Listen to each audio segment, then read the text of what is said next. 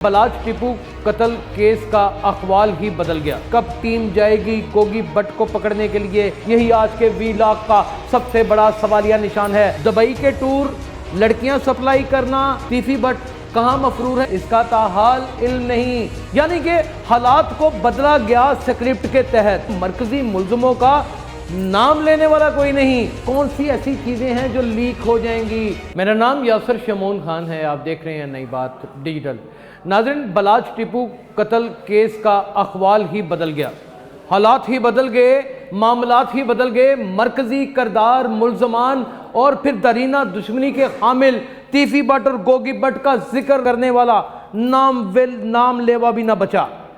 यानी कि हालात को बदला गया स्क्रिप्ट के तहत। यानी कि हालात किस नहज पर आप पहुंचे हैं कि एहसन शाह दुबई के टूर, लड़कियां सप्लाई करना, ये करना, वो करना, इस तरह की बातें। दर हकीकत ये एक दरीना दुश्मनी के मफाद के ऊपर कत्ल होने वाला एक ऐसा नौजवान है जिसने दुश्मनी ख़त्म करने की ठान ली थी। लेकिन आज उसकी FIR में मरकजी मुल्ज़िमों का नाम लेने वाला कोई नहीं। तफ्तीश का दायरा कार अहले खाना तक वसी कर दिया गया और मज़ीद मालूमात हासिल करने की जुस्तजू तो नज़र आ रही है, लेकिन मालूमात की फरहमी कहीं से नज़र नहीं आ रही। इसका मुंह बोलता सबूत तीफी भट्ट और गोगी भट्ट हैं। तीफी भट्ट मफरूर हो चुके हैं और गोगी भट्ट गिरफ्तार हैं, या फिर गोगी भट्ट रूपोश हो चुके हैं, इसका ताहाल इल्म नहीं।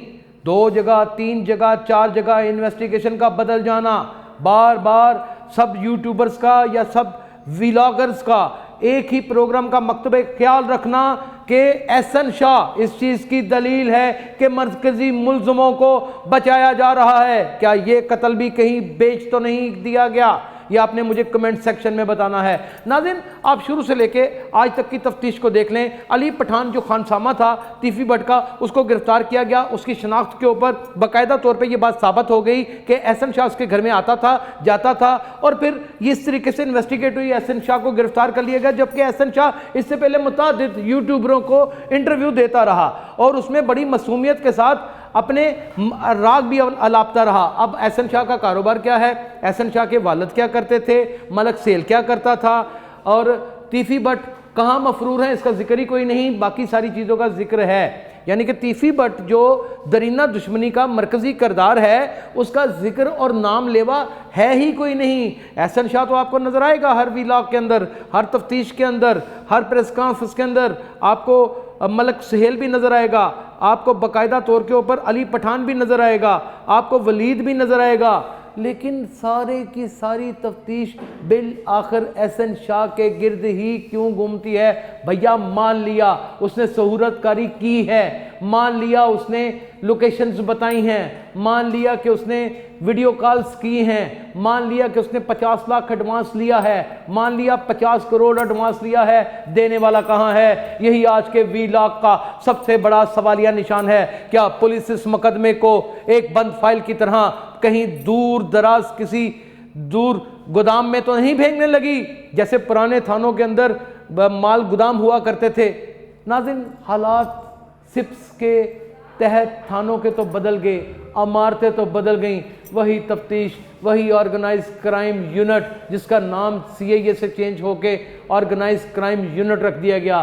तफ्तीश का वही रवायती रवैया जो मरकजी मुल्ज़मान है, ना मुद्दई उसका नाम ले रहे हैं, ना ही पुलिस तफ्तीश में उसका जिक्र करती है। कब टीम जाएगी गोगी भट्ट को पकड़ने के लिए, कब टीम जाएगी तीफी भट्ट को गिरफ्तार करने के लिए? क्या कहीं कोई इत्तला सुनते हैं?